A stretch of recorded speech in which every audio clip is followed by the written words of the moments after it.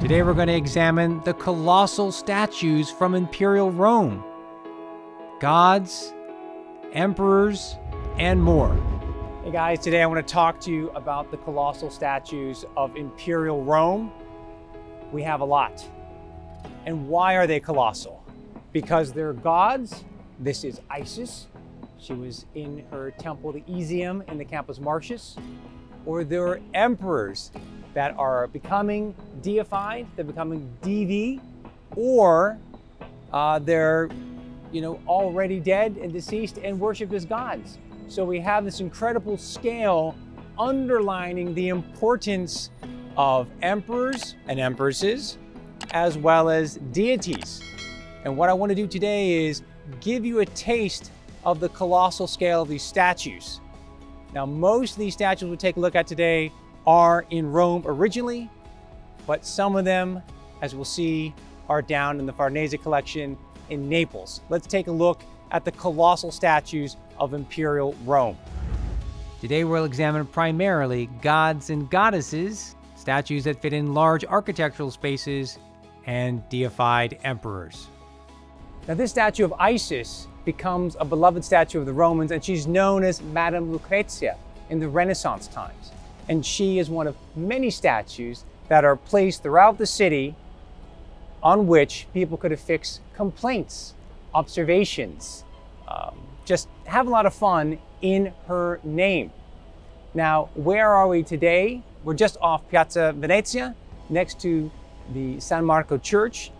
And then, of course, what's in front today, just away from this quiet corner, is the Vittoriano Monument. So we're surrounded by history, but I can say that this little corner today is still quite intimate and not very frequented. So you can have still today an intimate conversation with Madame Lucrezia, the goddess Isis. Let's take a look at another goddess. This is a Minerva figure. Now, the face is modern, as you can tell, but everything else is original. And what's a standout feature of this cult statue? Well, it's larger than life size, but also the material. This is giallo antico, this lovely marble from Chemtu in modern Tunisia, and the base is alabaster. The exposed flesh is white marble. Nestled within your experience of the Capitoline Museums is the remains of the Temple of Veiovis of the 2nd century BC, rebuilt after a fire in the Flavian era, and this is the magnificent cult statue. Who is Veiovis? He's the adolescent form of the god Jupiter.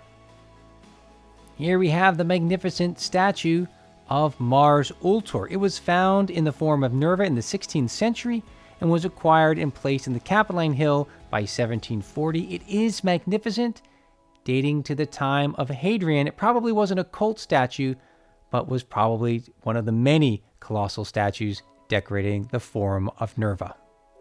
This colossal statue, known as Marforio, is either the ocean or Neptune, or even the Tiber River, but it was found in the vicinity of the Curia and the Roman Forum, and it was known in the 16th century as Mare in Foro, or Marforio.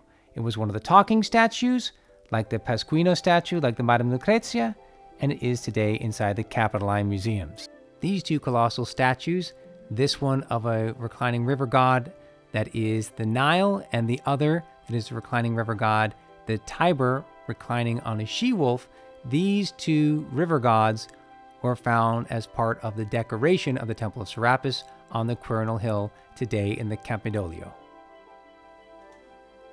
Now we're here in Parma, looking at two magnificent statues from the Palatine Hill, from the Palace of Domitian, commissioned by Domitian. And these two statues are made of bazanite stones, a very rarely quarried stone from Egypt. And we have represented here two heroes that become gods, Hercules and Bacchus, god of wine. They were in the Aula Regia, which is where the emperor from Domitian and onward would greet people. So what more impressive than to have two men that are consecrated and become deities, Hercules and Bacchus, flanking you when you are receiving people, emissaries from all over the world. These are stunning pieces, nearly 4 meters high each, beautifully preserved, beautifully carved. They are extraordinary. Originally 8 meters high, we have the remains of an acrolithic statue that is Fortuna on this day. That's preserved today in Montemartini Museum. It was found in Temple B. Temple B you can visit today in the archaeological park of Largo Argentina. And behind Temple B, this round temple, the remains of the Curia where Julius Caesar was assassinated. From the gods, let's now talk about colossal statuary that was created to fit into large architectural spaces. Let's pass to the Farnese collection of the marble groups from the Baths of Caracalla, like the Punishment of Dirce that we see right here. And there are many other colossal figures that were found in the remains of the Baths of Caracalla in Rome that ultimately are transported by the Farnese to their palace in Naples, where they stay as part of the national collection. And the real standout feature is this Lysippin-type modeled weary Hercules. It's an extraordinary piece, and it's about 10 feet high.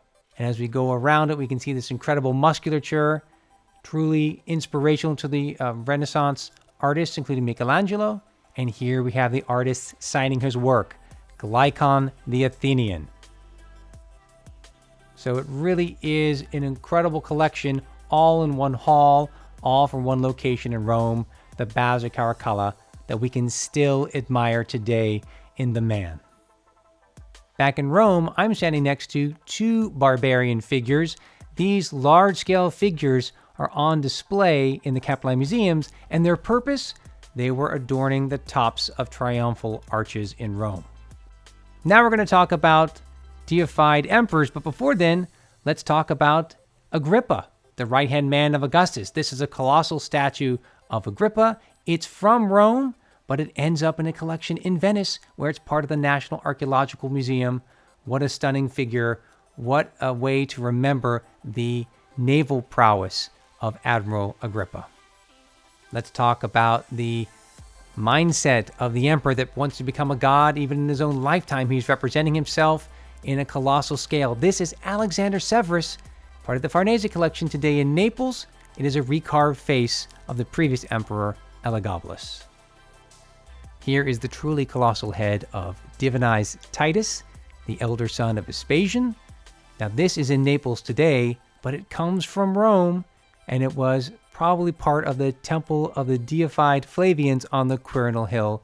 It is a masterpiece of the Flavian period. Back inside the Museo Nazionale di Napoli, we see the colossal Vespasian, the father of Titus. Vespasian who built the Colosseum, and this piece instead was part of the temple of Vespasian on the slopes of the Capitoline Hill overlooking the Roman Forum. Back in the heart of Rome, in the Capitoline Museums, we have the colossal bronze head of Constantine. We also have the magnificent equestrian statue of Marcus Aurelius, all colossal in scale. These 2 bronzes are quite rare because bronze was typically melted down in the Middle Ages. So it's a real treat to have both the equestrian statue of Marcus Aurelius and the bronze statue of Constantine well preserved. Of course, we spent a lot of quality time looking at the reconstruction of the colossal Constantine that's in marble as opposed to the bronze head of Constantine. This really gives us an idea of what colossal really means. We're able to admire it in the park of the Capitoline Museums, and yet we can also look at that original statue and be in awe just of the original pieces in the courtyard of the Capitoline Museums. The collection of colossal statues in Rome continues. Here's Alexander Severus in Palazzo Massimo in Rome. Here's baby Hercules from the Aventine Hill in the Baths of Dacchius. Plenty of goddesses, eyes once inserted with glass paste, colossal Trajan, and more. Of course, we haven't even really scratched the surface because we haven't gone to the Vatican Museums here in the Hall of the Rotunda, filled with the colossal statues that we could admire and talk more about in length. Thanks so much for joining me. Please subscribe and like the video, and be sure to suggest new topics that we can cover on ancient Rome and Empire.